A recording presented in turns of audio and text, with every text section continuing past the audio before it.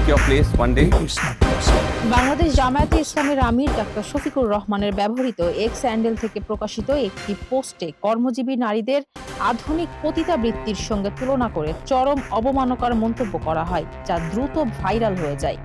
শনিবার বিকেলে সামাজিক যোগাযোগ মাধ্যমে নারীদের নিয়ে এমন আপত্তিকর মন্তব্য ছড়িয়ে পড়ার ঘটনায় দেশ জুড়ে ব্যাপক বিতর্কের সৃষ্টি হয়েছে। তবে দলের পক্ষ থেকে দাবি করা হয় ডাক্তার শফিকুর রহমানের এক্স অ্যাকাউন্টটি হ্যাক করা হয়েছিল। দলটির নির্বাচন পরিচালনা কমিটি এ ঘটনায় সাধারণ ডায়েরি করেছে বলেও জানানো হয়।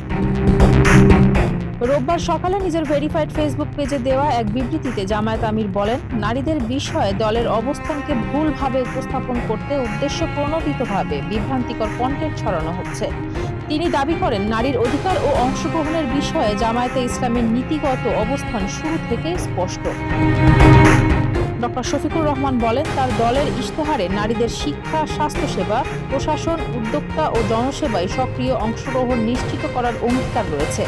নিরাপদ ক্যাম্পাস, হয়রানির বিরুদ্ধে শূন্য সহনশীলতা, নারীকেন্দ্রিক স্বাস্থ্যসেবা, সমান বেতন, নিরাপদ কর্মপরিবেশ এবং রাজনৈতিক ও স্থানীয় সরকারের নারীর নেতৃত্ব এসব বিষয় তাদের নীতিতে অন্তর্ভুক্ত বলে তিনি উল্লেখ করেন।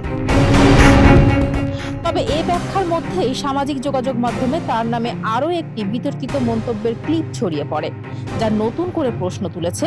সমালোচকরা বলছেন, হ্যাকিংয়ের দাবি সত্ত্বেও অতীতে নারীদের নেতৃত্ব নিয়ে তার বক্তব্য এবং দলের কিছু নেতার বিতর্কিত মন্তব্য জনমনে বিভ্রান্তি তৈরি করেছে। এর আগে আল জাজিরাকে দেওয়া এক সাক্ষাৎকারে জামায়াত আমির বলেছিলেন, দলটির আমির পদে নারীদের আসার সুযোগ নেই। Woman take your place one day? It's not possible. It's not possible. Because Allah made everyone in its own entity. What Allah made, Yes. we cannot change. পাশাপাশি সম্প্রতি বরগুনা জেলা জামায়াতের এক নেতার বিতর্কিত মন্তব্যের জেরে তাকে দল থেকে অব্যাহতি দেওয়া হয়।